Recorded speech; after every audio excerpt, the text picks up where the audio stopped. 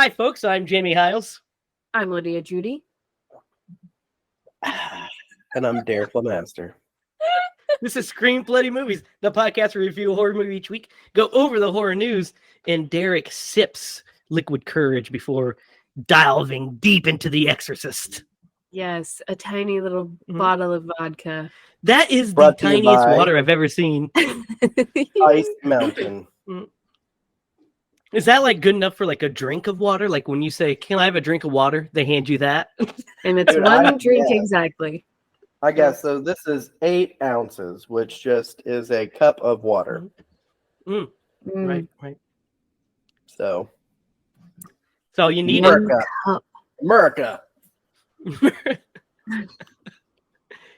So, guys, how you doing tonight? Doing good. I'm terrible. Oh, no. What happened? Nothing. I'm just terrible. Oh, You are like as a person, you mean? Yeah. It's the water bottle. It's really just bringing you down. I don't know what You know to do what, with though? water. It kind of looks like you're a giant when you're holding it, though, at least. Let's see what Jack feels like when he drinks a normal bottle of water. Yes, exactly. Or who am I, guys? Oh. That water bottle would look huge in those hands. Huge. Oh, All right. shoot. We have a great show for you. We're ready to talk about 1973's demonic classic, The Exorcist. But before we do, I was thinking we could talk a little bit and kind of delve into the horror news. I know this is a shock to you guys that I would start the episode with the horror news, but I think I'm going to.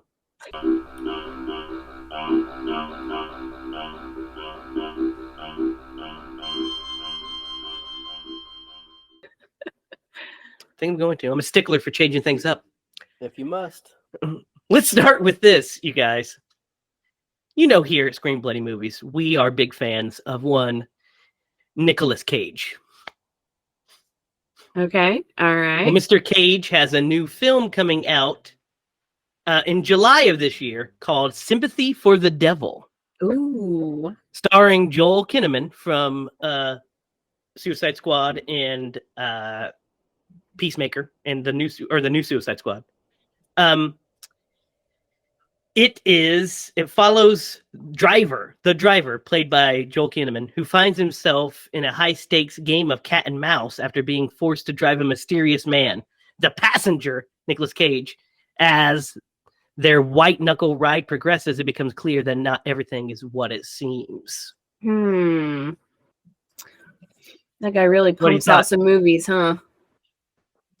Yeah, Nicolas Cage is not afraid of starring in things. So this Cage-assance, I just coined that we're going through right now. It's pretty awesome. I love Nicolas Cage. I'm glad that he's getting, because there for a while, I mean, his movies were like direct to an outlet movie. You know what I mean? And so a lot of them still are. I'm sure they are. Well, that's because the man makes so many. That is also true. I mean, if they put him in theaters, he'd be competing against himself every month. That is true as well, but it's great. And also, like that guy has been in some pretty good movies. Joel Kinnaman, yeah, because he was RoboCop. Good. He was RoboCop in the remake. Yep. And there was The Killing, that was a TV series. Yep. And he's also Rick Flag in both the new Suicide Squad movies. And he dated Olivia Munn at one point. So he did. So he's my hero. He definitely has a leg up on us. Yep. So yeah, I'm all about Nicolas Cage, especially a movie where Nicolas Cage is getting to be goofy. Do you guys want to see a picture of Nicolas Cage in Cage mode for this? We have a picture of this thing. You want to see the picture that they released? Let's see it. I think you're gonna love it. Here it is. Can you make that any bigger? I mean, I could, but I had to kill you. How's that? Oh boy, he's got red hair. Yeah, he does. like Guy Farrell from that Diners, Drive-Ins, and Dives. Oh, you mean Guy Fieri? Fieri.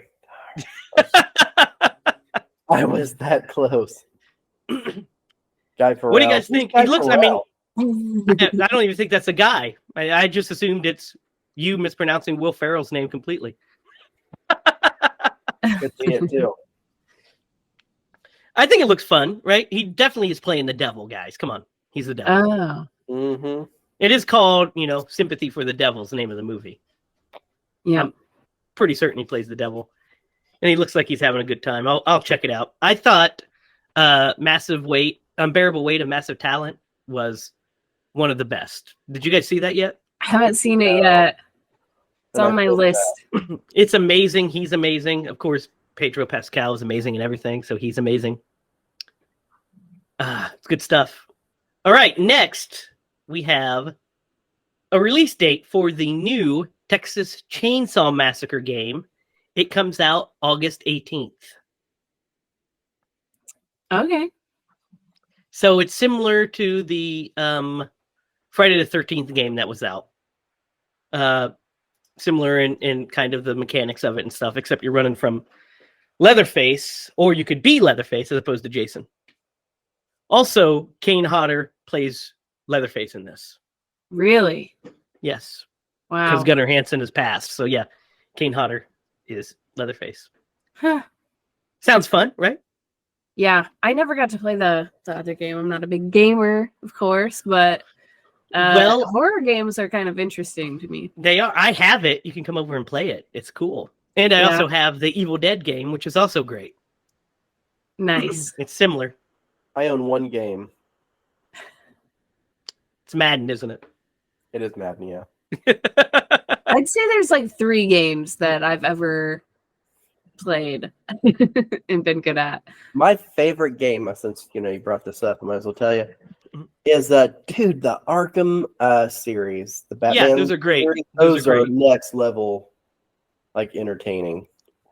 Yeah. Jake played those. He let me play Hogwarts Legacy, and that's like the first game that is like game that I've tried to play. So I had to really learn like what the buttons do. And stuff. Yeah.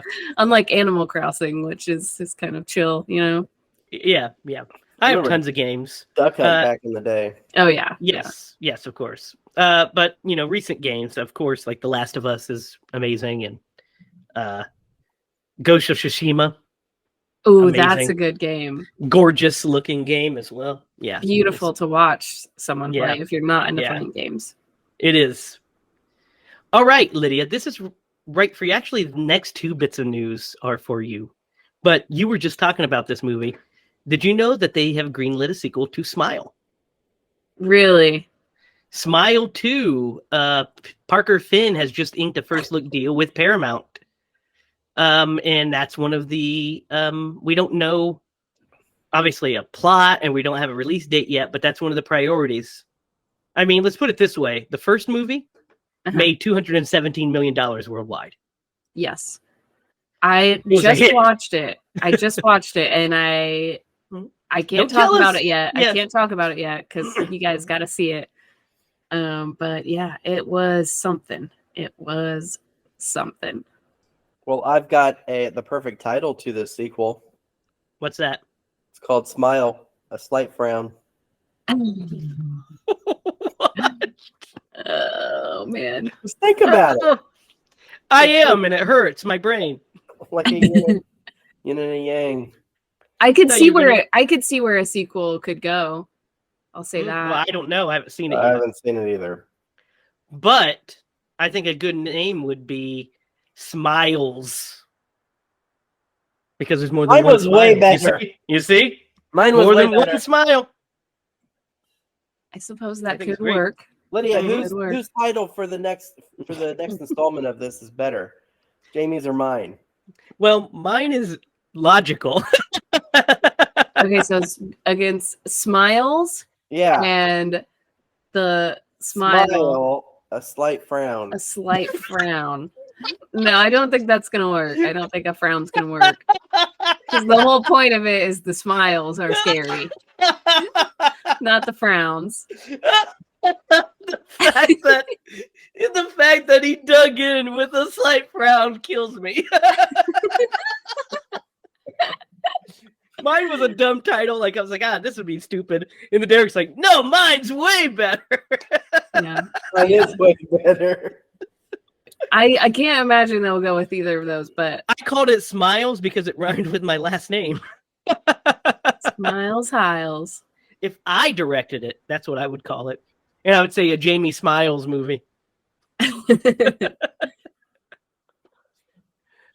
guys have to see it. I have to talk to you guys about it very soon. We will watch it for this podcast. I think it's your pick next, Lydia. So Is it? Yeah, it is. And then the last bit, guys, did you know that Guillermo del Toro is making a new Frankenstein movie? Oh. And he has Mia Goth and Oscar Isaac in talks to star. Okay. That's all we know. But what do you think? I think yes. Yes. Yeah. Yes, that's the obvious. Yes. Yeah. God, can you... a Frankenstein movie directed by Guillermo would be gorgeous. Oh, I just know it will be. Oh, yeah. I mean, he does like the Gothic castle look like no other. Mm-hmm. I Like, think Crimson hopefully Peak's, that'll be. I think Crimson Peak's one of the best looking movies. I mean, there's parts of it that I like, parts of it that I don't. We'll talk about the movie eventually. But I think it's undeniably gorgeous to look at. That was the Yeah. one with Tom Hiddleston, right? Right. Uh-huh. Yeah. Man, there's a scene in that movie that freaks me out. Oh, yeah. That Yeah, we movie- talked about it. We I talked know. about it already. That Yeah. still gives me nightmares. Yep. Yeah, I mean, I'm down. Yeah. He was originally like in talks with the Dark Universe when that was going to be a thing. It is not a thing anymore, obviously. They're kind of moving with stuff. So I'm down. I'm down. And that wraps up excuse me. That wraps up this week's edition of Horror News. So guys, imagine like if I was the Karate Kid. Boom. But Miyagiing us? Is that what I'm Miyagiing you guys because you're going to need it Jameson? after we sit through and discuss William Friedkin's 1973 classic, The Exorcist. Cue tubular bells. Do do do do do do do do do do do. Tubular bells is terrifying, by the way. Theme from like a Nintendo game? No, tubular bells, It man. sounded nothing like the theme from. That was it. That was it. Yeah, in listening to or watching this movie, I feel like that melody really influenced a lot of movies. Because it's so familiar just from like other movies that you've watched. Well, great. the thing about The Exorcist, and we'll get into it, but before we talk about our experience with it, is this movie is ingrained into pop culture.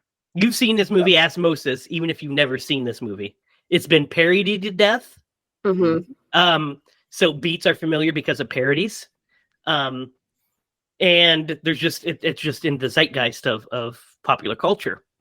And what's crazy is, we'll get into it, is there are scenes that do not lose their power with that. There's still some powerful scenes in this. Yeah. And that's a testament to a 50-year-old movie. 1973. 50 years. Movie's 50 years old. Yep. Wow. So, Derek, let's start with you. Is this the first time you've seen The Exorcist? No. Now, in saying that, I can't recall the first time that I watched it, but it's easily been 20 years probably since I've seen this movie. So it's been a long time. But I have seen this movie.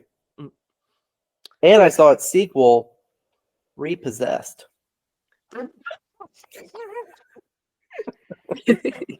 Again, that's another one of those parodies. It sure is. Leslie Nielsen. Lydia, what's your Exorcist story? Oh, I think I when I really started getting into horror movies, like in, you know, early high school times, I definitely, this was one on the list. I was like, okay, everybody talks about this one. I got to see it. Hadn't seen it yet. It wasn't one that I ever watched like with my family or anything. I think I found it like at Walmart, bought it, you know, just like, finally I found it. I got to see it. I got to get it. Got to see it. And I watched it. And a hot take, I wasn't very scared by this movie. Of course, it is dated and parodied to death, so that might have had a lot to do with it. But I did buy it, and I've watched it a lot, and I don't get scared by this movie. I know a lot of people do. But no, I don't know. This one's not one of the scariest movies to me.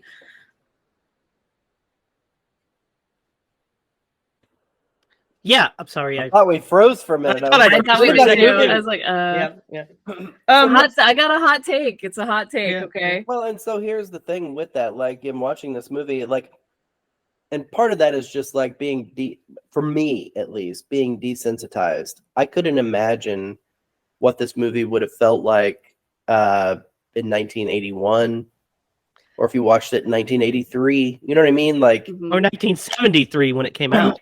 in 1973, I'm sure it like freaked people out. I can only imagine the boycotts that this movie got It got a lot. It got a lot. from the church. I'm sure it was a big thing. I didn't do any research on that. That's just an educated guess. So this movie, to me, I remember I saw it around probably when I was around the same age, and I'm sure I saw it earlier, bits and pieces of it earlier. I know I did, but when I was in early high school, junior high into high school is when I actually watched this movie proper, because I'd seen cuts of it on TV, and it cuts out all the parts. It sucks. Mm-hmm. You know, I mean, it's still okay, but it doesn't hold near the same amount of power.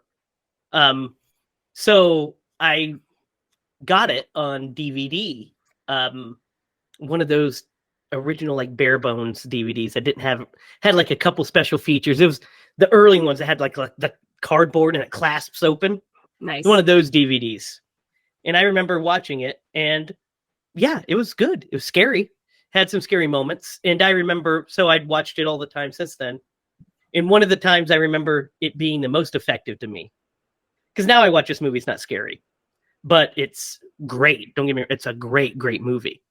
I mean, it's Academy Award level movie. But Derek, I don't know if you remember this, but you came over to Justin's house. I was house sitting for the Heart of Rhodes. Mm-hmm. And we watched this. And was I under the influence? I don't remember, probably. But we watched this, and it actually scared us because Justin's house was haunted as fuck. Like, yeah, really haunted. Like, you could...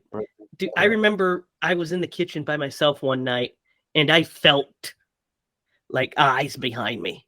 And I felt like the hair on my head move. And I was like... I stiffened up, and I walked out of the room and sit down in the living room, and I think fucking Chucky was on, and I was like, like, I don't know about it, guys. But for whatever reason, watching it that night did scare me, because I think I was just that much closer to the real devil.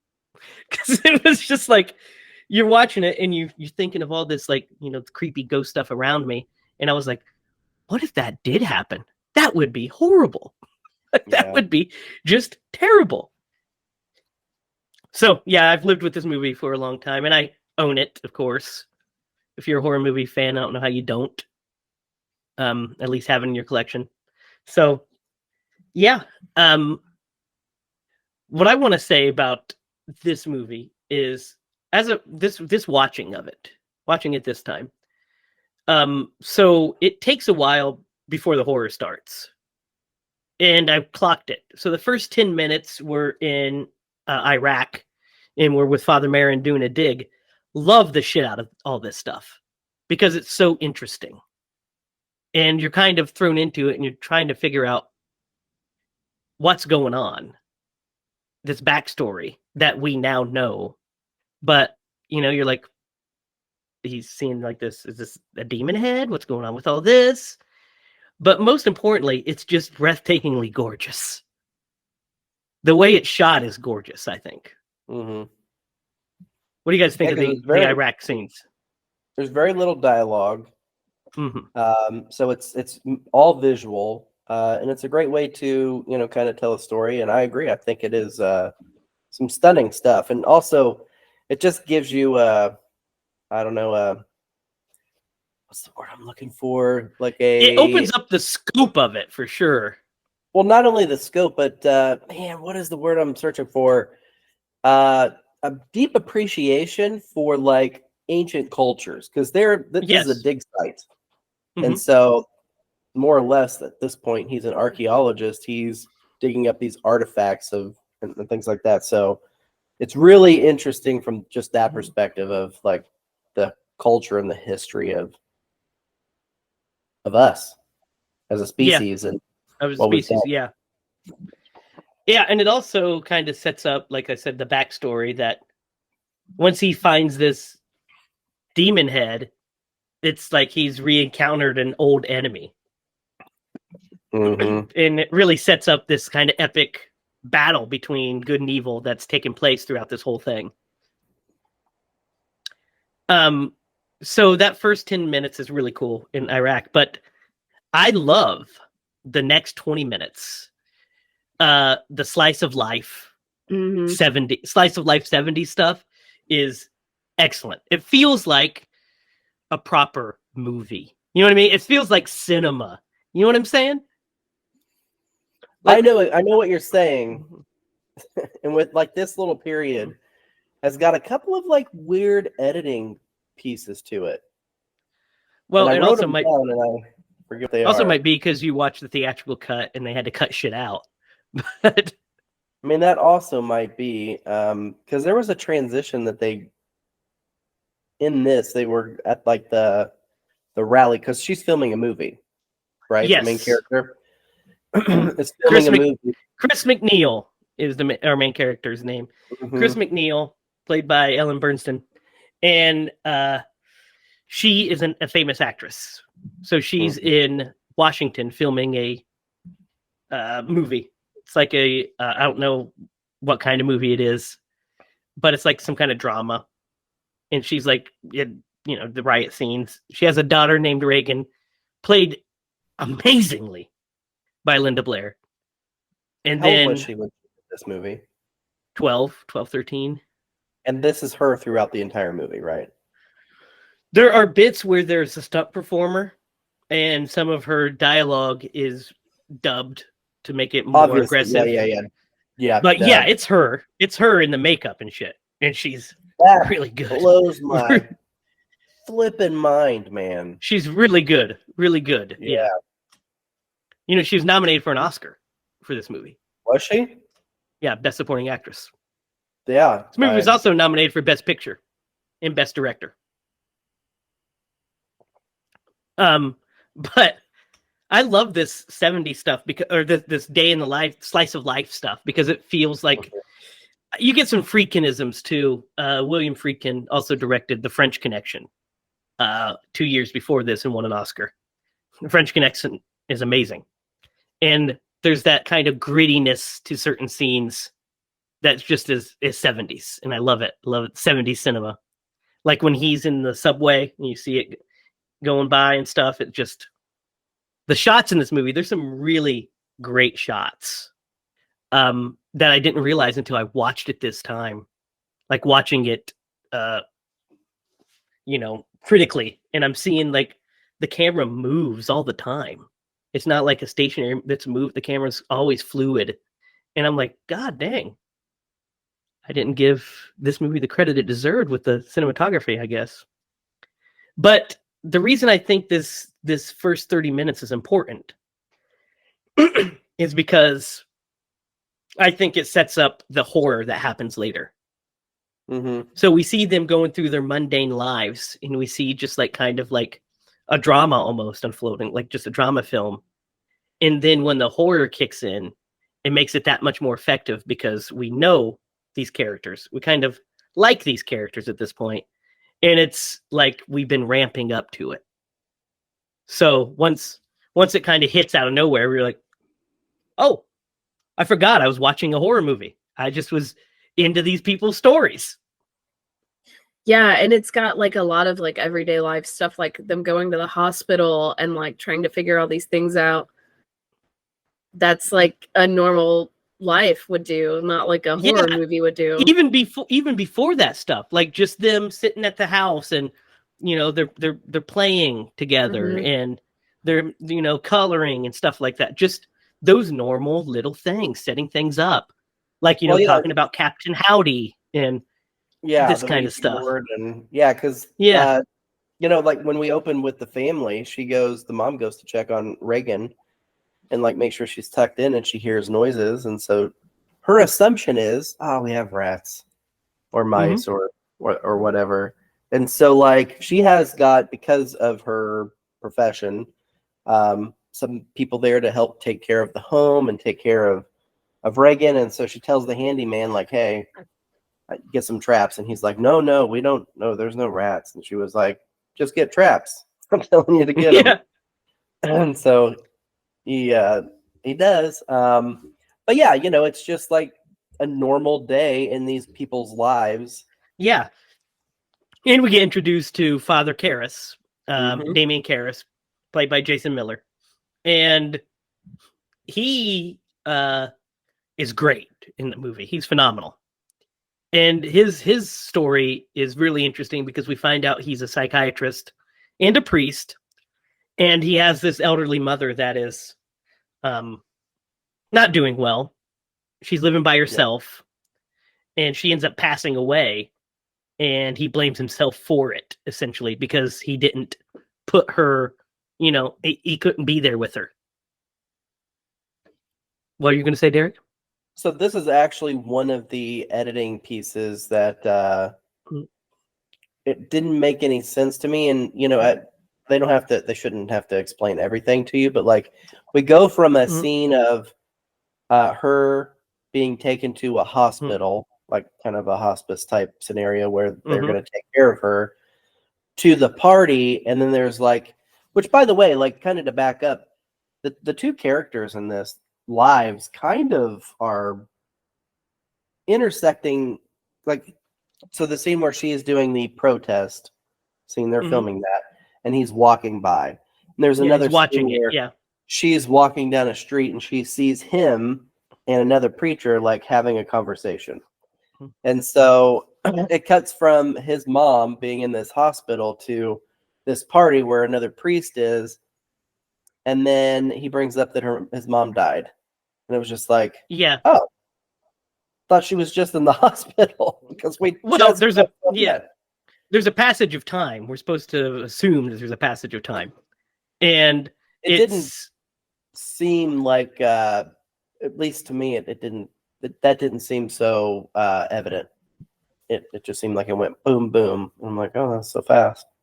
No, I'm just saying. I agree. I think there are like some weird editing choices in this that kind of are either confusing but also like I try to keep in mind that like we don't have such a fluid, like, like today's movies kind of tend to be more flawless with that because we've had so much history since then with these types of movies that they like this one didn't have that like formula of like when we should be going, like I don't know if I want to say pacing, but like I don't know what. No, I think it's more of a situation where now audiences have to be spoon-fed every piece of information, whereas in the 70s you could just make leaps of logic. Yeah, go on. Oh, that was it for that. But then we get to this party scene, and man, so is that the director who is like hounding the? Yeah, it's Burke. Yeah, I think Burke is his name. Yeah, that's so fucking awkward, man. That guy's fucking something else. Burke is something else. Yeah, he's like a raging alcoholic, essentially. Comes across. Well, I don't think comes across. I think he is. Well, no, I'm just saying, like, it because he's at this party with these other people, and So the butler or the waiter, whomever, I guess a caretaker is who he is. yeah, and he's just like serving people drinks, and this guy's like, call him a Nazi. Anyway, Yeah, like legit calling him a Nazi, not just like. for sure. To the point where I think they have a scuffle in the kitchen, but like They this do, party- they do, they do. and this party is really important because I think this is, and I think we're jumping ahead a little bit because you made reference to Mr. Howdy, which Yes. Reagan brings up and introduces the fact that they have a Ouija board in the home. Mhm. And we all know that what Ouija boards are. Yeah, yep. A straight line to the devil, apparently. Yep. Which is really funny. Sarah was like, she said when we got to that scene, she's like, well, she brought it on herself by using a Ouija board. And I laughed and I said, the Ouija board's nothing but a piece of cardboard and plastic. And she's Flip like, that over and it says made by Mattel. yeah, Parker Brothers right there on it. And she's like, and I said, we used to use Ouija boards back in the day. And she's like, what? Oh, and I we said, bought one. yeah, we used to go out into the woods and do it. And she's like, I don't want to hear about this. Yeah, we played with them all the time in high school. Yeah. Yeah, I've got some interesting stories about that, and probably none of them are actually true. Yeah, that's But that's I how also it have happens. one hanging. I have one Suggestion. hanging on my wall in my kitchen, like as a decoration. It That's was a like bit much. handmade from a friend, and I love it. It's like I'm not afraid of it, or like, I don't think I've got one I don't think it's carved a out real of thing. Animal bones. Oh, now that's a little extreme, even for me. Yeah. So yeah, she makes reference to Captain Howdy in the whole Ouija board. There's this scene I really like where Chris goes upstairs to the attic to see what's going on because she's hearing the noises, and it's just really tense. There's no music underlying it or anything. We're just watching her, and then all of a sudden the candle flames up real high. Yeah. That would have been the point where I was like, "There's something's fucking going on here." Yeah, Because and her reaction. Yeah, Candles don't do that. her reaction was just like, "Oh, you scared me," to the guy. Yeah, well, it's like, even wait, if- what? even if it wasn't the devil, you might have a fucking gas leak. So No you kidding, want to like- get it looked at. That's what I was thinking too. Like something happened. Like That's not a thing that candles don't behave in that manner. I No, can tell no, you no. that right now. I Great do love effect. how as soon as that happens, it's cool. the caretaker pops up and he's like, I told you there were no rats. No rats. Like you and your fucking rats, buddy. You can shove your rats up your ass. And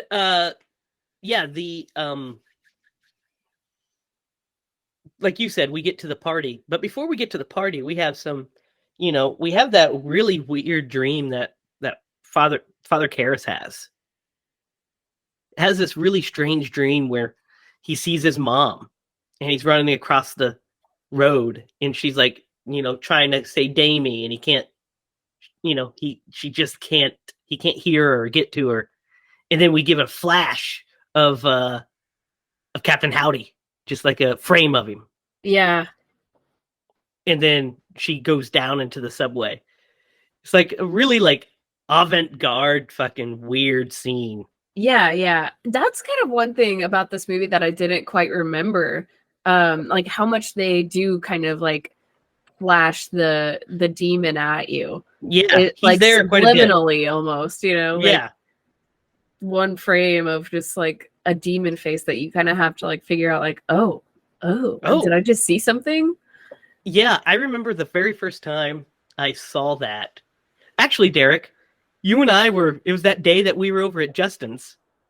That scene happened and we flashed it and we're like, oh, and we went back and we paused it so we could see the demon face. And we were like, I think that's when we got fruit because we're like, oh.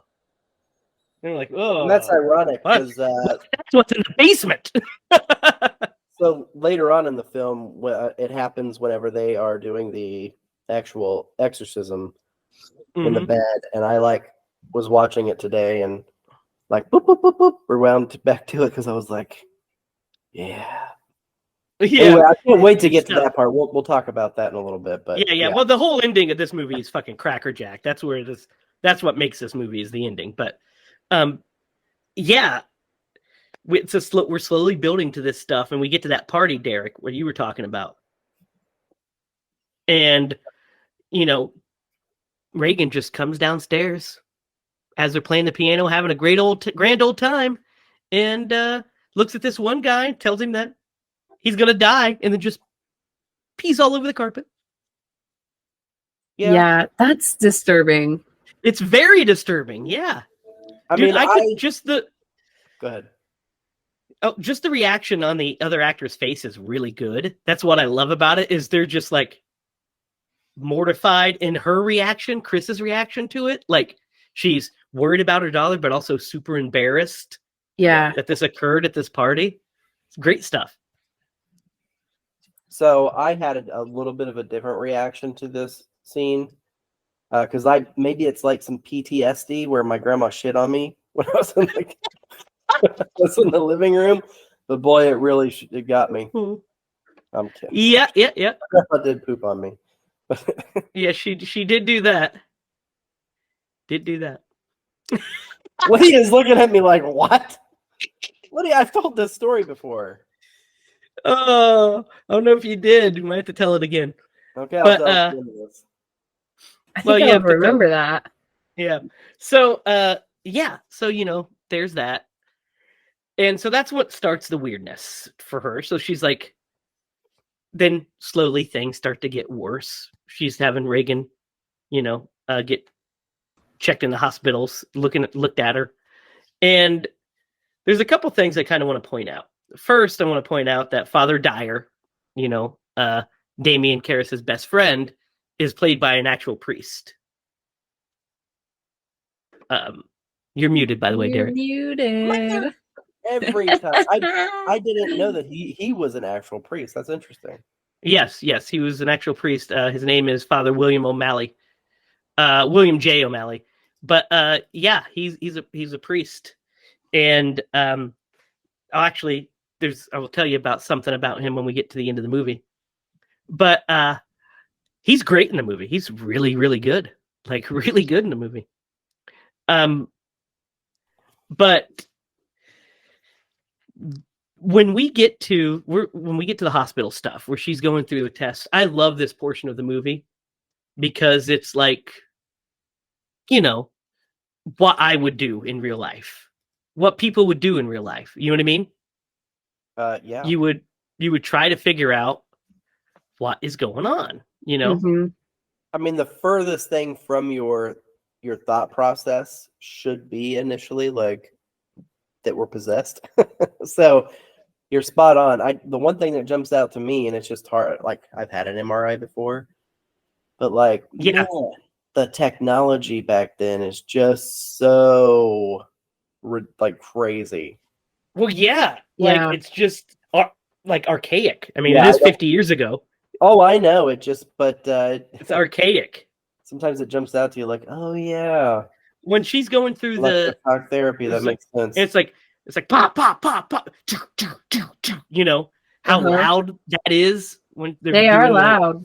MRI. I know. Oh, yeah. I know they are. But like when they're doing it, Sarah was like, "Oh my god, is that really that loud?" I was like, "Yeah." Mm-hmm. And she's terrified. This is really the scariest stuff of this movie to me, is this hospital stuff, because man, that is nobody wants to see that. Nobody wants to go through that. And to imagine having a little daughter that has to do this and still getting no answers. And getting no answers. That's the hopelessness of it. Yeah. Yeah. That fucking doctor who's like, I think it's a blood clot in the brain. And then they get the MRI images back. I don't see anything. Yeah. And probably a blood clot. We got to try it again. Yeah. Yeah. She's like, what? Dude, the one doctor is like the most 70s guy. I love him so much. He's such a 70s character actor. The one that's smoking in the hospital, telling her what's going on. Right. Yeah. Love it. But so before she takes her to the hospital, her bed is like going wild. It's shaking like crazy. Yeah. Can you imagine going into your daughter's bedroom and her bed is flippity flopping around? Oh, because I'll tell you what, when Connor is born, if his bed's flippity flopping, we're leaving. and we're just, I mean, I'm like, I want to deal with it. I don't know what's worse, walking in on that or then bringing that up to a doctor and be like, oh, that had to be muscle spasms. Yeah. Get the fuck out of here, man. Yeah, what do you mean muscle because spasms? there's no way anyone would be able to comprehend what you actually saw, what you experienced. No, you couldn't. You're right. And I'm sure if you try to describe that to somebody, I mean, they're naturally going to try to like rationalize it in their own way. So I guess from that perspective, maybe he does think that's it. But yeah, just from the viciousness of it, if you're really conveying that in that conversation, my thought would not be like, yep, definitely muscle spasms. So here's something. When in the hospital scene, the orderly that's helping him set up the stuff, that guy is a real life serial murderer. Oh yeah, I think I heard that somewhere. Yeah, that guy killed people. Yeah, he killed. I totally forgot about that. Yeah. Whoa, that's right. That's wild, right? Up. Yeah. Wild that's a thing that exists within this movie. But you know what part always disturbs me the most about the hospital bit is when they put the thing in her neck. Yep. Why? Yeah. The tap line or whatever. Tap it. Yeah, but it's so like they do it so well. When I watch it this time, I know exactly how they do it all. Yeah. It's all camera angles, but it looks so real. Yep. And Linda Blair's doing such a great job acting it that you believe that she's really being man, and everything. And you're like, oh man.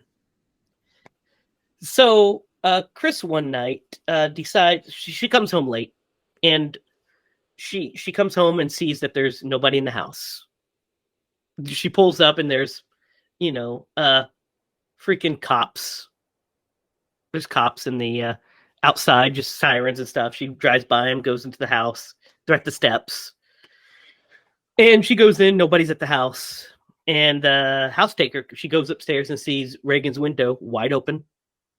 She doesn't have the blankets on her again, so she closes the windows, pulls the blankets over, berates the nanny for leaving Reagan alone. And she's like, oh, I didn't. I left him with Burke. And then somebody knocks on the door and says, hey, did you hear about Burke? He's dead. He died out of these stairs right here. And so immediately Chris has a little inkling of what might have happened. Like it's pretty instant, but she's wanting not to believe it. That's can you imagine thinking that about your child? And Burke is the director. The director guy, yeah. Yeah. So he's dead. Fell down the stairs, supposedly. And so that sets off a whole new chain of events. Because then we're introduced to one of my other favorite characters, the Detective Klinnerman. And what do you guys think of him? Detective Kinderman. He's a good detective. Mm-hmm. He's great. He's great. I love Lee J. Cobb in the role too. He's awesome. He's so like perfectly like Columbo-esque, where he kind of comes off as real sweet and kind of fumbling, but he's really digging deep and trying to piece these things together. The scene with him and Karras, the first scene with him and Karras is great. Yeah. Whereas watching him run, then they have like their little dialogue and it builds their characters up. In the director's cut and in the novel, they have they have a couple more scenes together as opposed to just the one. And it's established what's supposed to happen. In the novel, they become close friends, like really good friends. And then they do go see the movies together, and that's hinted at in the movie where they have funny banter back and forth. I like when he says, when my favorite bit is when he says, oh, just did you hear about this doctor in California, no less, that he got charged with not helping out with a case, and he said, oh, I just mentioned it in passing. And he's like, oh, well, just mentioning it in passing, I'd tell the judge that it was a matter of confession, and like walks off, and they're kind of they kind of like are feeling each other out and then gain that mutual respect pretty much immediately. Great character. The reason that that's important, the relationship's important, is because the ending to the director's cut and also The Exorcist 3, which we'll get to eventually. But yeah, I love his character. He's brought in and he's just interviewing people, seeing what the hell's going on. And these doctors go in and you know, we see some Chris. So Reagan's having some more shit go down. So first, she has like a whole attack where she's like slamming herself back and forth on the bed, which is crazy. It is crazy. She's like wham, slam, wham, slam. Yeah. You're like, and that doesn't look. Yeah, it doesn't look sped up or anything. Like it looks like she's actually being slammed. I think they had her in a harness and they're just, you know, slamming her around and shit. Hopefully that was a stunt double. She could have gotten like whiplash from that. Yeah. Like it's just slam, slam, slam, slam. And then, you know, she freaking slaps her mom across the room and shit. And or she attacks, I'm sorry, first she attacked, this is when the doctors are there, and she attacks the doctors that are trying to sedate her. She slaps the one, and she's like, you know, cursing at him, saying horrible things to him. They sedate her. Oh my gosh. Those like, scenes where she is like cursing at people or... Dude, the next one, yeah. It's hilarious. So when she, because she has that, there's that great scene where they have the hypnotist come in.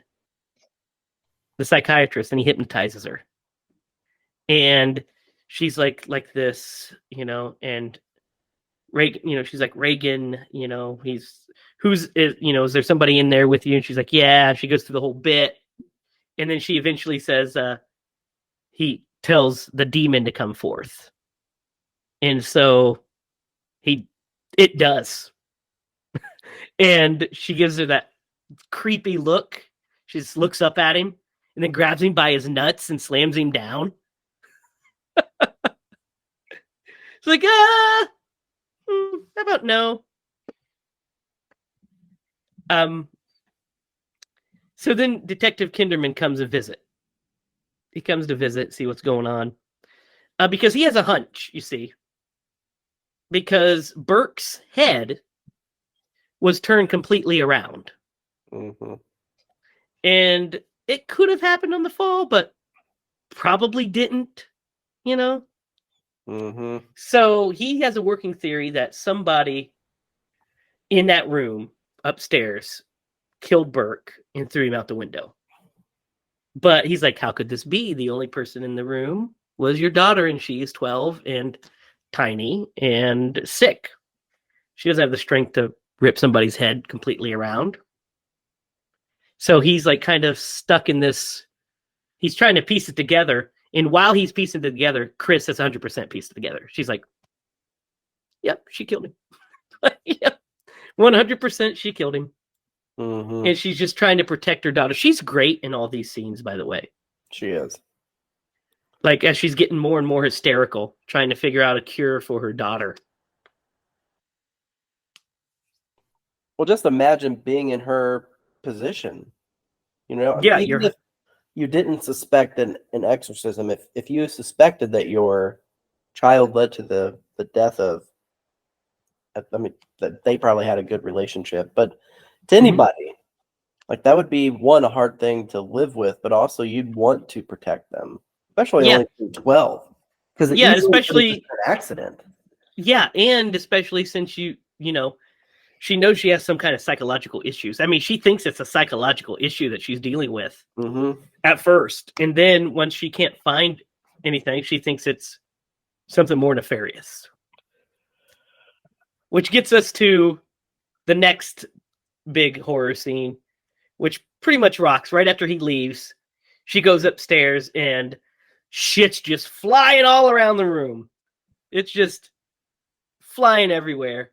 And she's like doing her crazy shit, and she's I mean, how do I put this delicately? Oh my god, yeah. She has a cross in her hand. She's and mutilating she is her. mutilating herself.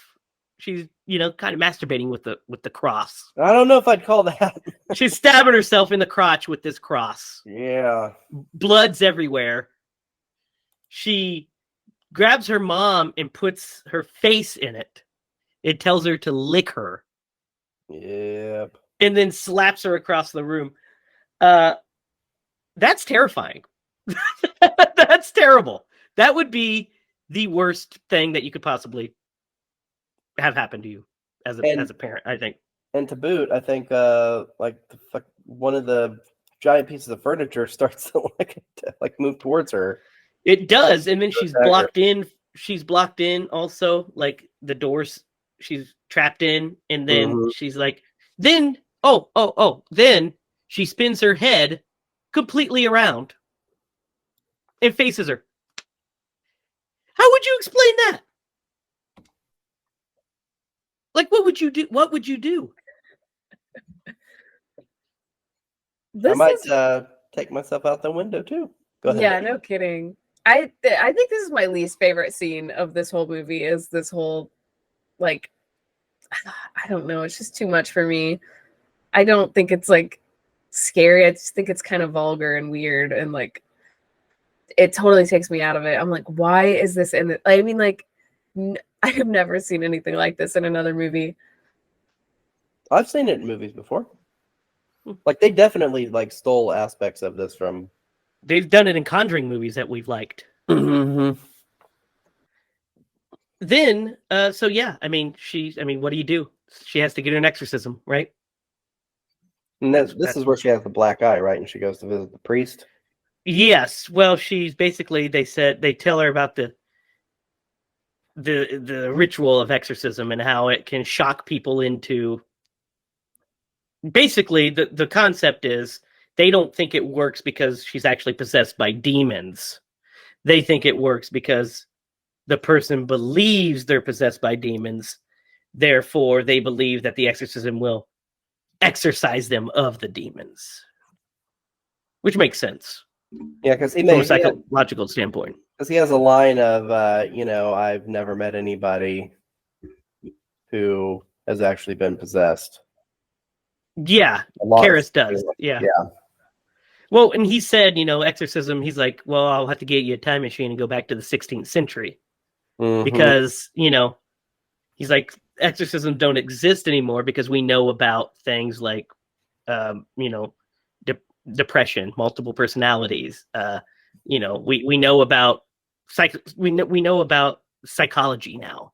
That back then, anything that was different, somebody was possessed. If they had a mental illness, they were probably possessed. That's where it came from in real life, is them trying to make sense of mental illness when they had no kind of grasp of that. It's kind of what witches are too, right? I mean, the same thing. Somebody's acting like you don't want them to act, so they're a heretic because you can't explain it. So he agrees to go visit her, and but only as a psychiatrist because, like he said, he's also, by the way, having a complete crisis of faith. Father Karras says he has a complete crisis of faith. He's not knowing what to believe anymore. So he goes to visit her, and during the visit, he has an interesting conversation with this little girl who looks rough. She's not looking good at all. She looks like she could use some pea soup.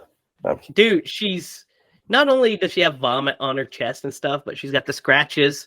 Yeah, she's got the thing up her nose for breathing, but she just looks terrible. And I could imagine going in there as a priest and thinking they're abusing this child. This is child abuse. Until you start talking to her, and she starts, saying like, your mother's in here with us and stuff like that. And he's like, he's very calm about it. Calls her out on all the bullshit. It's like, what's my mom's maiden name? Doesn't know. And then when he finally, pushes her too far, she just decides to vomit all over his face. Just pea soup vomit all over his face. Mhm. Dude, I'd never go back in that room again. I'd contact a lawyer. Dude, somebody projectile vomited into my face. The great part is his reaction, how like completely caught off guard he is because he wasn't expecting that violent of a shot of pea soup coming out his face. He just did not. It went early, so it just was a complete shock. So his visceral reaction, where he steps back, he spits it out, is 100% real. So you just wait, because I have been vomited on my eye from Clark, and literally like a couple days after we brought Ellie home, I went to change her diaper, and as soon as I pulled the leg up and pulled the diaper down, she just projectile pooped all over my chest. So you just wait. It's in your future. Yeah, I'm really excited about that part of parenthood. I'll just keep a cross nearby in some holy water. There you go.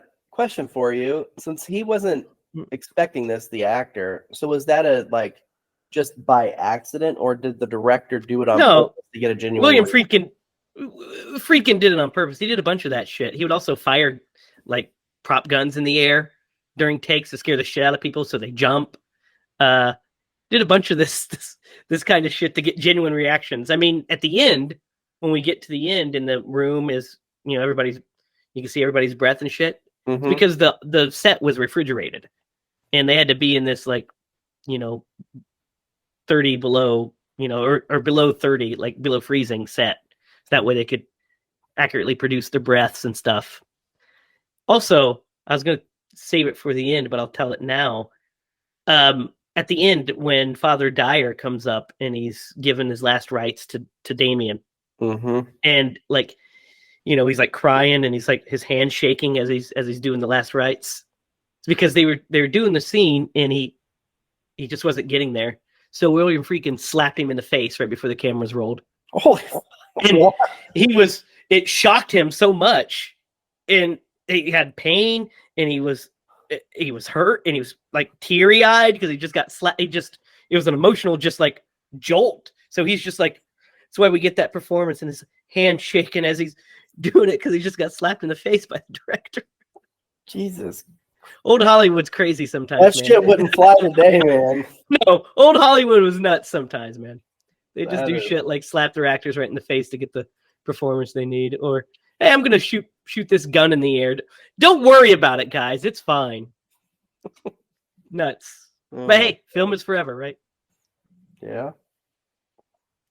So, yeah.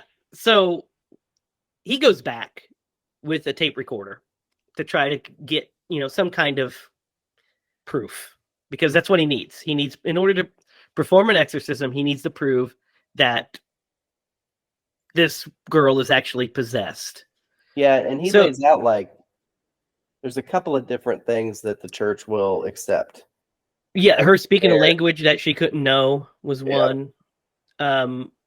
I mean, one that I would accept, it doesn't happen until a little bit later, but when she starts floating above the covers, I would say... That happens during the exorcism, right? It does. But if that happened prior, I'd be like, I think that counts. People don't do that. It's not a thing regular people do. So yeah, he goes and meets with her again, and we get some more interesting dialogue where he starts talking to her, and the drawer opens, and he says, "Did you do that?" And she's like, "Yeah, do it again in time." I'll do it in time. Because he also says, "Why don't you just take these restraints off of you? Since you're the devil." He says, "That'd be too vulgar of a display of power." And you're like, you don't know whether to call bullshit or what. And then pulls out a vial of water and says, "This is holy water." And he pulled a Fright Night on him. Pulled a Fright Night. Just was tap water. And he starts throwing it at her. And she's reacting super violently, like it's hurting her. Yeah. And he said, "This is tap water." So the real question is, did the demon know the difference? And was she pretending to be hurt by it? Or did they not know and the psychological influence was so much that it hurt them anyway? Mm-hmm. Well, because you could go like ahead. if like let's say that they knew that this was one of the trials to determine if it was, Mm-hmm. and they knew that it wasn't. I mean, you can take a lot of different perspectives on this, but like this could be the ploy to stop them from issuing an exorcism. Right, except that she says she wants them to have an exorcism because it'll bring Damien in with them. Mm-hmm. That's what she says. It'll bring you closer to us. Yeah. But she also says she's going to stay in Reagan until she rots in the ground. Yeah. So again, it's like they're playing with it. And then he gets the tape analyzed from the strange language he was speaking. And it was English backwards. Yeah, which is always fun. It's not a thing I would like either. But did you guys hear what it said in the tape? I did at the time. I don't recall it now. It's calling out for Marin. Marin. Oh, it's really for Father Marin. Yeah. The voice is calling out for Father Marin. Wanting to finish the job that it started, I guess. But that's one of the things I heard on it. At the end, he's like, Marin. Either that or is a big fan of Mark Maron. It's up to you guys which. So yeah, he gets basically permission. But he needs somebody else to perform the exorcism, somebody that's done it before, which is when we find out that Marin is in town, not in town, but in country, writing a book. And he's, there's a great line that actually makes me laugh. He said, yeah, but isn't he like, isn't he too old? He said, well, I mean, he's healthy enough to be running around digging up graves. I think he could probably handle this exorcism. Good point. Well, and they also give us a little bit of a backstory, like he performed an exorcism in Africa some time ago. Yeah. Which lasted a month. A month, yeah. And which is the story to Exorcism: The Beginning. The Exorcist: The Beginning. That's what that is that story. There's actually 2 different Exorcist: The Beginnings, 2 complete films. Because they shot it once. They hated it. They hired a new director with the same cast and a new script and shot it again. Whoa. Yeah. That is crazy. Yeah, the theatrical version is the one directed by Rennie Harlan. That's Exorcist: The Beginning. And then Paul Schrader, who wrote Taxi Driver, did a version of it that was called Dominion, prequel to The Exorcist. We'll get to those eventually. They literally released both of them? They didn't. Originally they released Exorcist: The Beginning. Because that's the one that was more crowd friendly. It was a more studio horror movie. Had more gore, more blood, you know what I mean? More stuff. Mm-hmm. The Dominion was more of a psychological thriller. And they hated that. So they released that one. It didn't do great at the box office. It did okay. It did terribly critically. And so then they released Dominion on DVD separately as Dominion prequel because it was completed. They had a complete movie. They paid to make 2 movies.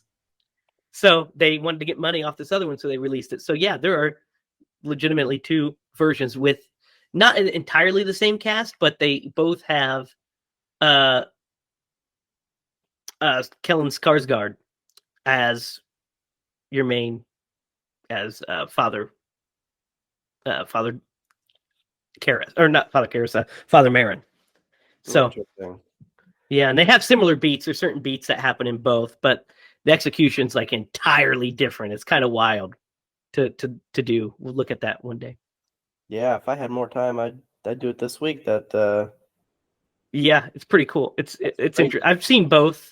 I don't know. I don't think either of them are all that great, but I have to see them again. The fact that happened. That's like the Justice League on a much different scale, but yeah, on a lower scale, obviously, yeah, but still, yeah. I mean, but it's complete two separate movies. They didn't even reuse footage, just like two completely different movies. Damn. That's crazy, yeah. And they had to, I think, Exorcist at the beginning, like the reshoots of it, like the shooting the second one, they did it in like mere weeks, I think. Obviously, because they had a release date. I think they pushed it back, and then they shot in like mere weeks, which is nuts. Mm-hmm. So we get into the ending here. Get into the end game. Marin shows up, and we get one of the most iconic shots in all of, not only horror cinema, but in all of cinema, right? When he pulls up to the street, that fog-shrouded street, and he stands in front of the house with Tubular Bells playing. Good stuff. Mm-hmm. What do you guys think of that? That's the cover, right? It's the cover. It's the poster. Yeah. It's The Exorcist. That's it. That's it in a nutshell. What do you think, Lydia? Yeah, it's I like the lighting a lot with the fog. Like that definitely is an iconic image. Sticks out to probably everyone. But like I love it. Like, do you ever just have like a foggy night and you just like picture yourself as like that like silhouette? Father Marin. Yeah. I'm gonna do battle with the devil. Yeah, I mean, yeah, it's such a great. I mean, that's just one of those A+ things where you're just like, okay, well, if nothing else, you have this indelible image that's going to live forever. You shot this perfect scene. Just think if you're the director and you film that scene and you don't really have a true understanding of like the gravity of it and how it's going to transcend like this movie. You know what I mean? Like I couldn't imagine doing something like that. And I don't think you really have a grasp. To you, it's just like, yeah, let's get this shot in front of this house. It looks great. Yeah. You know what I mean? It's wild. It is. I mean, that's how, yeah, that is the art of cinema, right? I mean, you do it and you're like, I mean, he's probably thinking, hey, I got to make my day, right? This is it. Here's a shot. We got to make our day. And then we end up with this indelible image. And with Tubular Bells playing, it just it's very like, you're like, oh, okay, here we go. Because he looks kind of badass. Goosebumps moment. He looks kind of badass too, the way he's silhouetted. And you're like, yeah, man, that's the Exorcist. Yeah, that's him. Up so much for this movie. They do. He was not that old in 73. No, it's Max von Sydow. Yeah. He definitely was not that old. I mean, he just passed away in 2020 at the age of 90. One of our favorite things we know him as, guys, is he's the voice of Vigo in Ghostbusters 2. Yeah. Now that you say that, I get it. Vigo. Yes. The Scourge of Carpathia. Yeah. Vigo. I mean, he's in a million other things. I mean, he's a Minority Report, you know, which is a fucking phenomenal movie too, by the way. But yeah, he's great. But he was in his 30s or 40s in this movie, and they aged him up to be like 80. Yeah. Right? Holy cow! I did not even realize that. Yeah, because the makeup is pretty good. It's convincing. It's so dusty. Yeah, especially in the desert scenes, they dusted the shit out of him. Yeah, they did. So and his acting is why it works, because he's acting old, right? Like he's shaking, and he's got a long face. Yeah, there's a bit in the opening scene in the desert stuff where he is bent down picking up something, and when he gets up, he takes like a minute to get up. You know what I mean? Like it takes him a second to get up. Like I feel that. Yeah, I do too. I mean, we're not quite 80 and we're already doing it. So, I mean, he probably just went off of, I mean, hopefully he was in better shape than we are. But I mean, by your 30s, you start getting like stiff joints. So I can see. You do. You start to hit them. Yeah. You gotta stretch, guys. It's important to stretch, okay? It's definitely important to stretch. I will 100% agree with you. Yeah, so we're in the end game here. By the way, these are so small, I had to get 3 of them. Hey, you got to do what you got to do. So we're in the end game here, and we're in the final exorcism. We're in the exorcism. This is what the movie's about. So there's a lot to unpack here. There's a lot of shit happens in this third act. Where are you going to start? What do you guys want to talk about first? Man, the one scene I had to rewind. Because there's so many scenes in this movie, which, by the way, she, like, at the end of this thing, the contacts, the lacerations, the skin pigment, the vomit on everything, like, literally, like, legit. I would love to have been there on set and seen what that person looked like in person, because to take what you said, she looks real rough. real rough at the end. Yeah, I mean, she looks, like, scary.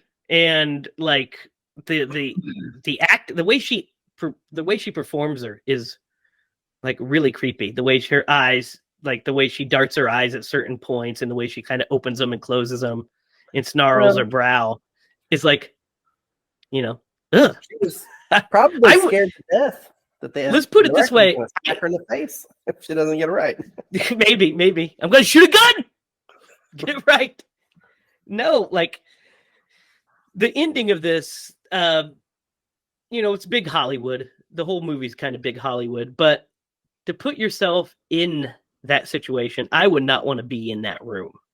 Like, thinking about being those priests and being in that room is scary. Like, especially when you see her float and shit. So you're like, okay, so she 100% is possessed at this point. Think I'm gonna go. I'll see you guys. I'm out. I just slowly walk out of the room and then never come back. Yeah. So there's a scene where she has her head turned and she's like making this like, and there's just green coming out, and then she rotates over. Yeah, it's so creepy. That is gross. Mm-hmm. Yeah, when he's putting when he put the water on her and he's putting his I don't know what you call his thing, like his little scarf deal. Yeah, he's putting that on her, and she's like, it's just leaking out, just tons of vomit leaking out, and then she rolls over, and it's like just this disturbing, gross thing, and you're like, oh my God. Of course, she's saying the classic, your mother sucks cocks in hell, and all this fun stuff. Always like to quote. But, it's starting to get to Damien. He's trying not to, and they're doing this ritualized thing. At the break, they're winning. You know what I mean? They feel like they're making headway and they're winning. Because she gets up and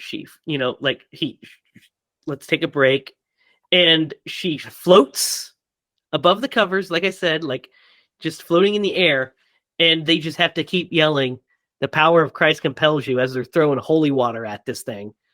I'm like, dude, there's just no way. There's no way. No. Bye. No. I'm not staying in that room and throwing water at a demon. Not happening for me. She's beyond saving. Yeah, it's time. Yep. So we have all of this stuff, and we get like this. They calm her down, they tie her up, and he, puts her down. So she's like docile. So they decide to take the break. Because she's done a lot of stuff during this. That's when she also spins her head around again. And this is the first time Karis is seeing any of this shit, by the way.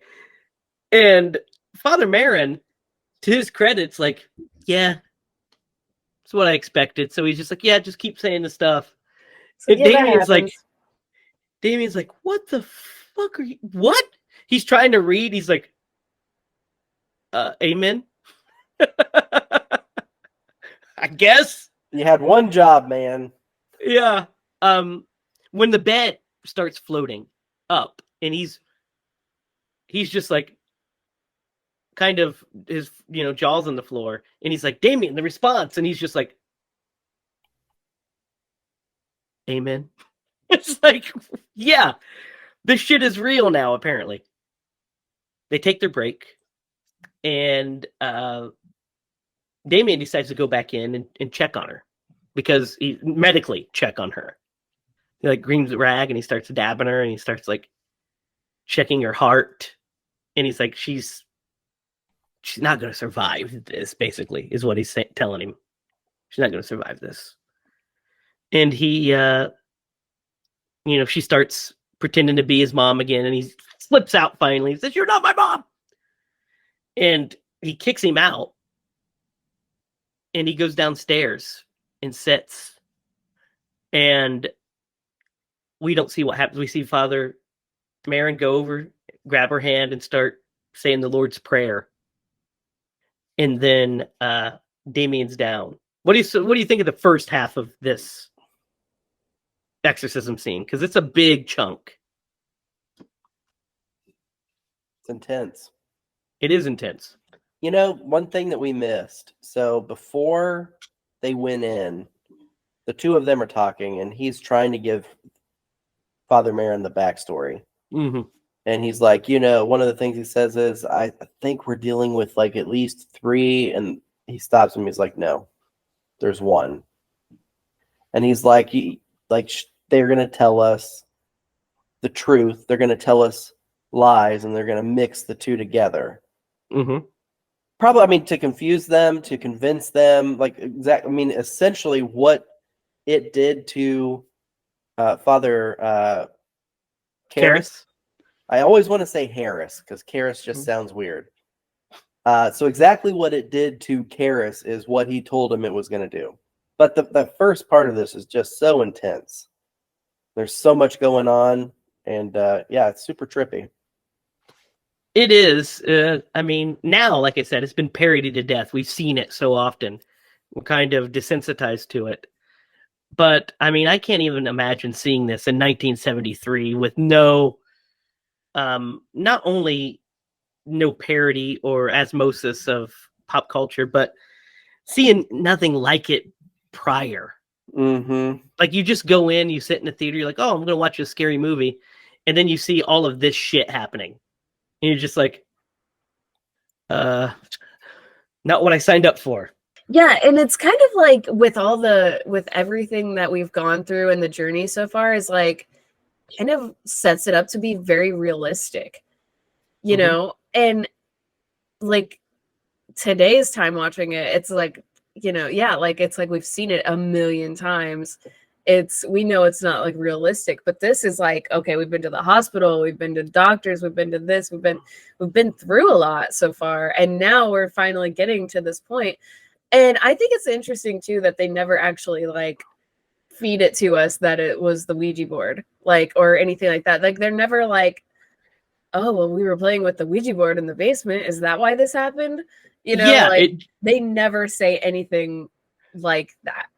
That's true. Is crazy to me. That is true. Coming back from it, it's like, well, it was the Ouija board, right? Like, that's how it happened. Yeah, it had to be, right? But there's also just some weird shit because we also see the head of Pazuzu at the bottom of the steps. How did that fucking get there? It's like she made it. Because remember, she makes the little clay figures. So she made that. And so it's like, did that open that had to have been what opened the door, right? Yeah. For to get in. But it's like that's just planted there, and it's like, I guess choose if that's how you think that she got possessed. Right. Yeah. It's kind of a choose your own adventure. Yeah. Yeah. And the fact with religion, like, I'm not super religious, but the fact that they kind of like say stuff like, well, like, nobody does exorcisms. And even the doctors are like, well, there's exorcism. Like, it's not like real, but sometimes it works anyways, like just as a psychological thing. So I think that's really interesting. And then you get up to this point of like, we see it, we're viewing it. Yeah, there's no questions anymore. There's no questions, It has to be what it is, which is the possession. And so, like you said, we're on this journey of pseudo-realism. And I mean, we get the strange spikes, the head turnings and the cross mutilations and all that stuff, but you could also, besides the head turning, that you can't explain that. But the rest of it, you could kind of explain away as a psychotic break of some sort. And then we get to this point where she's floating above the covers and vomiting and doing all this impossible shit. And you're like, okay, yeah. So all of this has brought us to here. And it sets the audience up at that time, especially, but even now, of like people watching it and being like, that's how it really happens. And that's why we have all these movies today that follow these guidelines of how possession works. It's almost a challenge to find a movie now that deals with possession that doesn't use some framework of The Exorcist. Yeah. Whether it's the setup or the actual exorcism itself, the payoff. It's impossible, I think, almost. Like, even think about a movie like what is the one with Jeffrey Dean Morgan? Possession, is that what it's called? Possession, yeah. The one with the Jewish box, right? Yep. What's the name of that? Dybbuk box. Dybbuk box. Yeah, I think that's it. Yeah, that movie is exactly it follows this beat, and we get the big exorcism scene at the end. Even a movie like Deliver Us from Evil. You remember that movie with Eric Bana? Yes. Oh, the cop movie. That was a fun one. It is a fun one, but it ends with an exorcism in the interrogation room. And it's a similar they do the similar shit. They crawl on walls. Very similar. Float. They curse. They have manipulate. cuts all over them. Yeah. This is just what it is now because of this movie. Yeah. It's like the all-time ghost story, like campfire ghost story. It's like people would tell you about it before you'd seen it. Of like, and then this happened, and then you believe that it's real, and you haven't even seen it yet. That's what's cool about this movie for sure. Well, and like, so I'm sure in 1973, this movie was more like a phenomenon. You know what I mean? Yeah. Well, it was terrifying to people for sure. Like this movie thing. Go ahead. In 1970, in the 74 worldwide release of this movie, it made $112 million. In 1970, 73, 74. Crap. Calculate that. That's gotta be probably half of like 500 million today. Pretty close. Yeah, let me see. That in today's money is $683 million. This movie was made for, you guys ready for this? No. $12 million. So they made $100 million on there. Yeah. Wow. Yeah. So made 112 million. Phenomenon. It was a phenomenon. Yeah. So the only thing that I can liken this to, that I've personally experienced, was Blair Witch Project. Because pre-internet, the clout around that movie, and then also just the way that it was shot. It was shot in a way where you had... It looked real. Yeah. It looked real. You hadn't seen anything like it. And to kind of add to that, Joey and I went to see this movie, and we walked to the movie theater, and on the way back, it was like 9:00. So we're walking home in the dark, just watching this movie, and we're like all freaked out. You know, I mean, that's the closest that I personally have ever we'll have to like do that one sometime soon too. Yeah. So I think it's hard to imagine. My generation's was like Paranormal Activity. Yeah, was a that's a good good one. one too. I remember that too. Yeah. Yep. I remember actually, yeah, I remember watching Paranormal Activity with mom and dad. I went and saw it with them. And then I went home and I was in my room and I remember just looking over my shoulders and like, there's fucking better not be a ghost behind me. Like, yeah. I also remember reading this novel upstairs by myself in my room, and it was pretty terrifying because you just imagine it all yourself, obviously. But so let's talk about the ending of this guy. Mm-hmm. So Father Karras goes in and finds a dead Father Marin slumped over, and Reagan is just sitting up staring at him. It's kind of unnerving because she's not making like a creepy face or anything. She's just staring at him. Staring at Marin. And so he ridiculous. Damien flips out. He's finally had enough. So he grabs her, slams her down, and starts smacking her and telling the demon to come into him. Come into me. Slapping her. She rips the necklace off of him. And the demon does possess him. And he starts to go for her and he fights it off and screams and jumps out of the window, killing himself, but saving the girl. What do you guys think of this ending? It's sad. It's very sad. Yeah. It was foreshadowed. It was. It's also a great sacrifice. It is. Because It's the ultimate sacrifice. Yeah. That's For why sure. it's sad, you know? Yeah. Well, I mean, he knew it was going to kill her no matter what. Yeah. Well, there's a bit where he's sitting down right before he goes up, and Chris asks him, "Is she going to die?"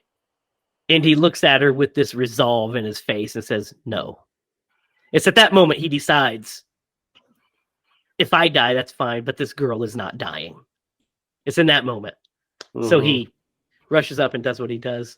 And it's really sad that Father Dyer, it's comforting that Father Dyer's there with him. His best friend's there to read him his last rites. And, presumably if you believe in, which at this point, I guess you would, after what you just experienced, but to send him off into heaven. And, give him his last rites. And then we get, the aftermath. We see that Reagan doesn't remember pretty much anything. She has feelings, essentially. And Father Dyer goes over there to kind of check on the family. And Reagan notices his priest collar and gives him a kiss on the cheek and hugs him because she recognizes, she just knows that she was saved.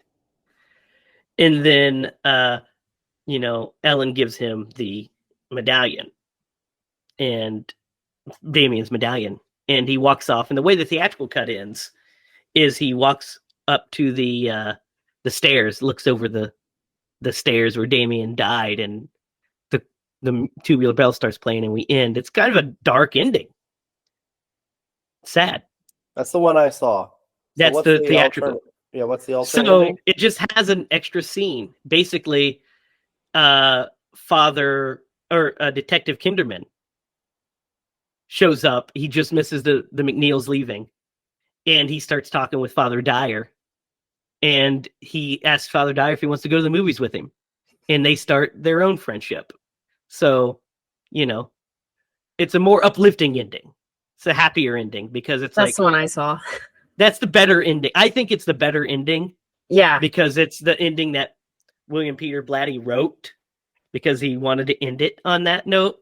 Friedkin agreed with him years later when he released the director's cut. But originally he ended it where it is because it felt right. It felt like that's, how the story should end. But the extra stuff is that the extra ending's nicer, I think. Don't you? Yeah. I do. Because it really ties it back to when he first met him like on the Karis. track. Yeah. Yeah, Yeah. Karis on the track. And I really like that scene a lot. Yeah, So it's one to of the tie best it scenes. back to that, I was like, okay, yeah, that was nice. It's emotionally resonant. Yeah. Mm-hmm. It's emotionally resonant. And you know what? Let's talk about it since we are here. Let's talk about the differences between the theatrical, because you watch the extended cut. Yeah, I did. So the difference is we have a couple more scares. We have the spider walk. What do you think of the spider walk, Lydia? Oh, down the stairs? Yeah. I don't know how to feel about it. I mean, It's weird. It's weird. I mean, it's kind of... It's freaky. If it happened in real life, it'd be fucking horrifying. Yeah, it's freaky for sure. So you know what the spider walk is, right, Derek? You've seen it before. Yeah. Where she walks backwards down the stairs and she opens her mouth and blood. It's kind of weird. I didn't realize that wasn't in the theatrical cut. That's a director's cut scene. Okay. Trying to think of what else there is. There's like 11 more minutes in the movie, just little bits added here and there into it.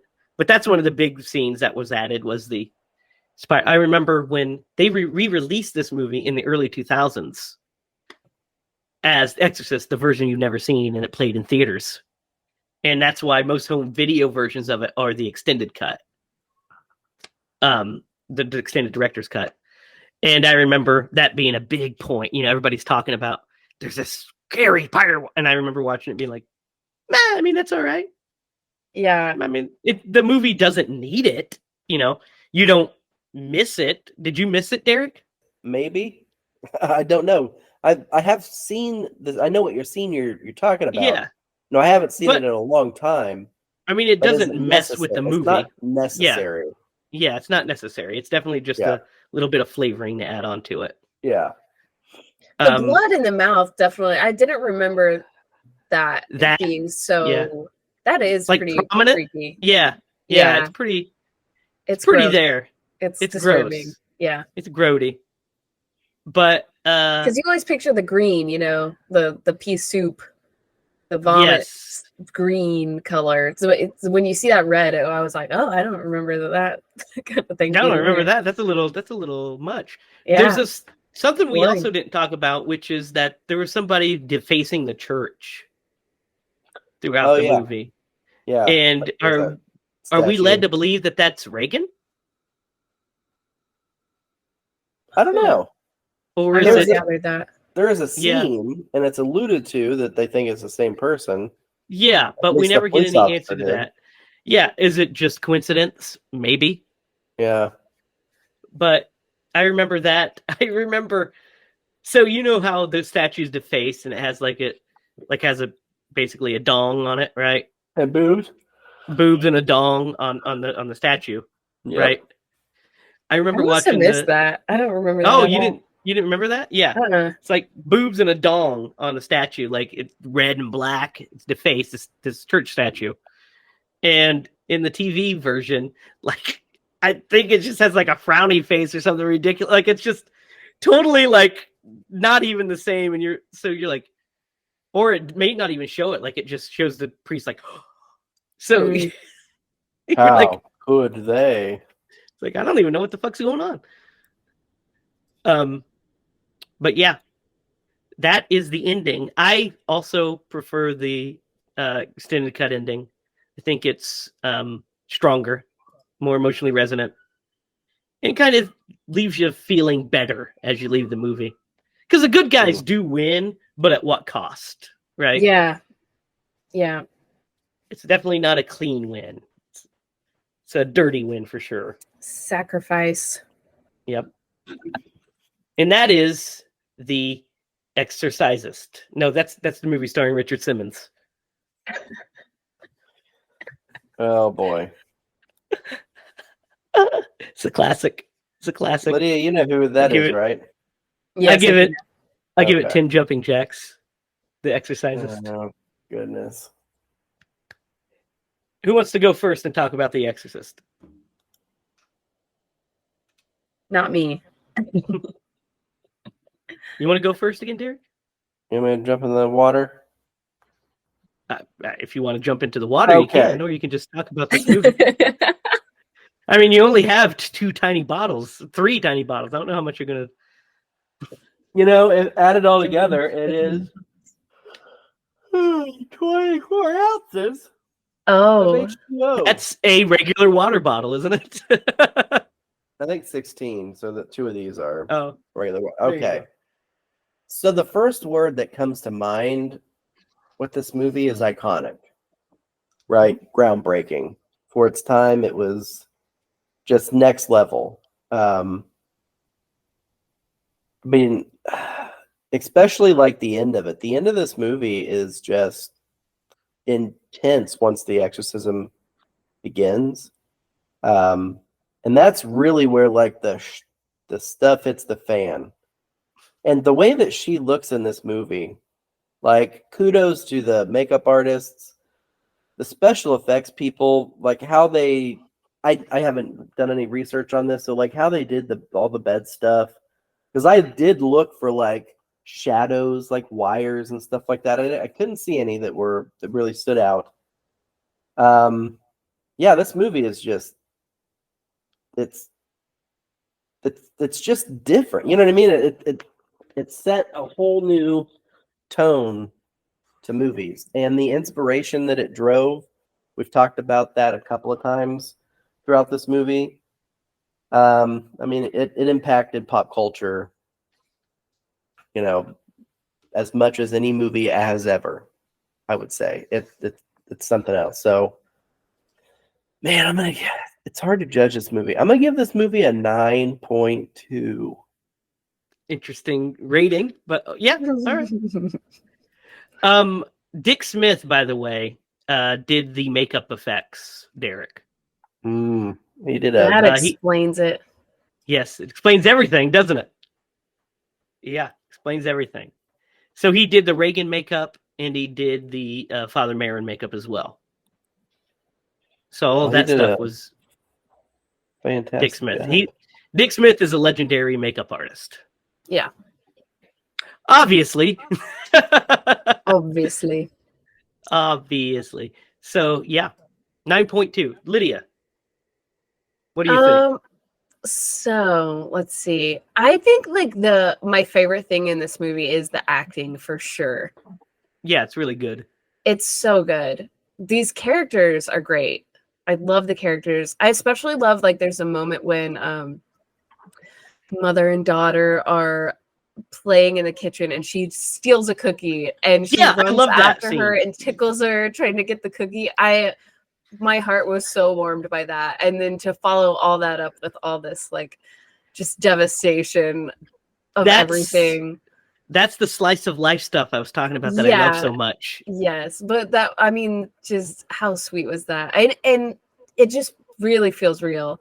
So like these actors, especially for Linda Blair at such a young age, to be able to pull off all these emotional things. I'm sorry to cut you off. There's a scene I want to know what you thought about. There's a scene where she is talking about a horse with her mom, and that scene right before that. Yes, that scene is so good. It's so natural. She's so natural. Yeah. Yes. It seems like a real conversation, right? It really did. Like that probably actually just happened that day. They were like, "Let's run the cameras. Let's go." Yeah. Talk about what happened to your day. Well, I saw a horse. Yeah, it just was. It's so natural. How excited she was. I would have been like that if I saw a beautiful horse. Like I would have come home and tried to tell everybody about it. Yeah. So I definitely related to that, and that was so sweet. But other than that, I think like for some reason, like I said at the beginning, this movie never actually scared me. And that might just be because I knew too much about it going into it, like from early on, but or just that it's from the 70s, and sometimes it's hard to connect, someone as young as I am to connect to a movie from that long ago. I don't know. But yeah, the fact that I've never been scared by it makes me want to just drop it just a little bit to maybe let's do. I think I'm gonna give this one a. Let's go with an 8. I'm gonna give this one an 8. Yeah. Yeah, I mean, it depends on what we're rating. Because I mean, Fright Night we did last week, and it's not scary at all. Not Right. scary. Actually, I would argue that almost every movie we do doesn't scare us. There's only a specific few. The Conjuring movies are some of them. Yeah. Give us genuine chills and scares. But it's more about the thrill of this movie. I think it's a very thrilling movie, especially once the horror starts. But I think what makes that happen is that half hour before, that half hour preamble, because we get those slice of life moments, and we get Damien visiting his mom. We get Reagan and Chris hanging out and talking. We get the party. We get, seeing Chris at work. We get Damien at work. We get just these kind of normalcy, and then we cut into the normalcy with this just unexplainable shit starts happening. And yeah, some of it's lost. Some of those big scares like that lost some of their power over the years due to parody, due to pop culture, due to just aging. But some of the stuff is still just as powerful. I would argue that the exorcism scene at the end is just as powerful as it was 50 years ago. Now we know the beats of it now. And so we're kind of less scared of it, maybe, but we're not. It doesn't blunt the emotional impact of the things that happen at all. When Karras jumps out of that window, you still feel that. And when he's laying in a pool of his own blood at the bottom of those stairs, you feel that. Like, you feel that in your soul. I feel like you're like, my God, look what he had to go through to save this girl. So I think on that level it works. I also think it's beautifully shot. There's some really great shots in this. One I didn't talk about, but we track Damien coming down the stairs, and we track him in a spiral. It's like a James Wan shot. Like, we track him as he's going down each spiral below him. And I was like, how come I've never fucking realized that shot's in this movie? It's a great shot. Nice. That's a James Wan shot. It's a James Wan shot. He would have done it probably from above, but I mean, they didn't have fucking drones then. but yeah, powerful. There's still some great. The performances, I think, are A+. If the performance, I'd give it 10 out of 10 for sure. The writing is solid. The directing's next level, great. So I'd give it. Yeah, I'm going to give this movie a 9 as well. I'd give it a 9. It's it's still good. Still it's the granddaddy of all exorcism films. So it still has some of its edge left. They all haven't been sawed off yet. Not quite yet. So guys, that was The Exorcist. Who's Tom Atkins going to play in this?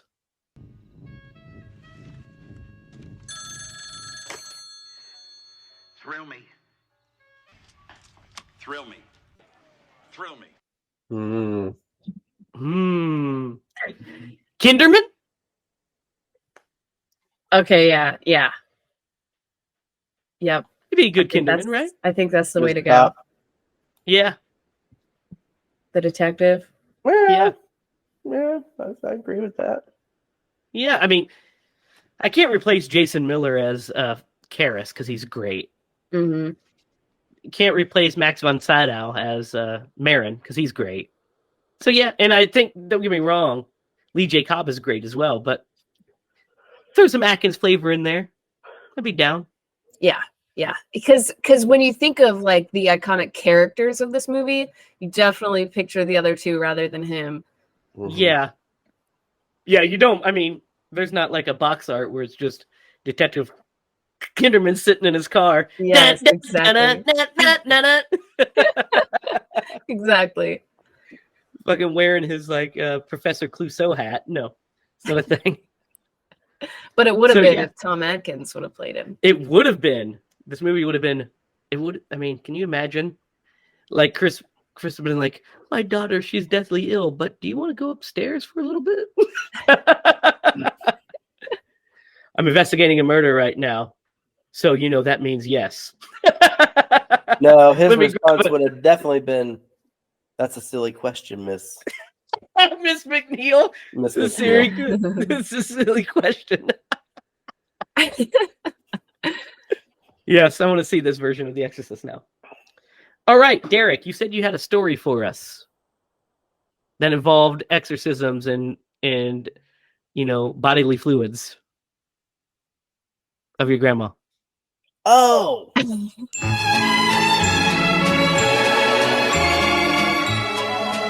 I'm glad you added that one part because I was like, I don't fucking know. Did I Derek's get like, oh possessed? yeah, one time I got possessed. Yeah, that's Yeah, I right. got possessed. I remember that.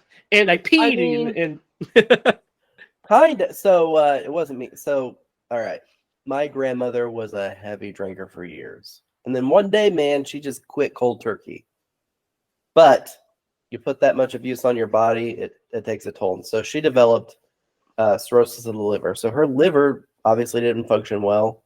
But the liver performs a vital function when it comes to filtering out things, toxins like ammonia in your blood. And so if she got too much ammonia in her blood, she would like kind of go out of her head, so to speak. And so she wouldn't know where she was or what was going on or anything like that. Man, one night I was over at their trailer. I was asleep on the couch. So she had a medical bed in the living room on one side, and she had issues trying to make it to the bathroom. And so there was like we called it a pot. There was a pot for her. And I was asleep on the couch. And I woke up to this warm, like heavy thing on me. And I'm like, it caught me off guard because out of a dead sleep. And I'm just like, what's going on? I'm trying to get up. Well, my grandma had missed the toilet, had sat on me and shit all over my back. Shut up. She did. And I felt absolutely horrible because like my natural reaction was to like force whatever was on me off me. So I like bucked her off me. And I'm like, oh my gosh. And so like I get her up and can we tell this story like legally? Like, can we air this? I don't know, but I cleaned her up. Yeah, and I mean, I went and took a shower. Then I called my mom. I'm like, Mom, Grandma shit on me. Did you take the bleach in the shower with you? No, I'd scrub brush and I would probably bleach my eyeballs. Oh my god, it was something else, man. But anyway, that was the time my grandma shit on me. Wow, Derek. Wow. Wow. That's all I can say to that. I mean, I'm really sorry. Yeah, definitely. That's all right, happened. It's like a cycle in life. I got shit on by a baby. I might as well get shit on by my grandma. I mean, who can say that? Who can just say that sentence? So that's the time my grandma shit on me. Not many people can just say that. Most of the time, only Derek can say a lot of sentences. Yeah. Derek has some unique sentences. Only Derek can say multiple sentences. Yeah. I mean, at least you took a shower and you didn't pull a J and just sleep. Just go back shit. to sleep. Yeah. So kudos on you for that. Well, wow. It's a small thing in my life. I know most of the time, if you say that, it's more or less like a figure of speech. No, mine was literal. Yeah. Yeah, no kidding. That was one shitty night. It was one shitty night. Oh man. All right, Lydia, it is your turn to pick a film. What film are you going to pick? Well, if you guys are okay with it, since we talked about it, I think I'm just going to go ahead and pick Smile. Okay. Because it's on the tip of everyone's tongues nowadays. In their lips, because that's how you smile. And frown. And sometimes you can do both. both. No. No, Yeah, and not I the hope half frown. At least one. I hope it's not too disturbing for you because unlike The Exorcist, this one actually did kind of scare me a little bit. Not gonna lie, just throwing it out there. Talking about we do a lot of movies that aren't that scary. This one's a little scary. I don't know. It's right? gotta be I didn't- next level to scare me. I didn't expect it. I'm not gonna lie. I did not expect it. A movie called Smile, person smiling. That's the cheesiest thing in the world. Dad watched it. He was like, "Yeah, it's all right." Right. We'll see. I'm excited to watch. Well, he Smile. didn't have Jake sitting there next to him smiling like a maniac the whole time.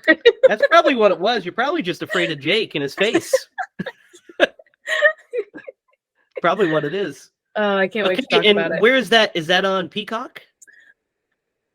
I totally forget. Yeah, it might be. Oh shoot, where did we watch that? Let me see. I don't know. I just clicked on it. It is. Okay. I don't think it was Peacock, actually. Amazon Prime. Maybe? Yeah, I was gonna Is it say Amazon Prime. I was gonna say maybe Prime. So that usually pops up for me. Okay, let me see. It is. I mean, you can watch it on a bunch of stuff. Oh, really? But I think it was on. Yeah, that's in November. I don't care about November. I want now.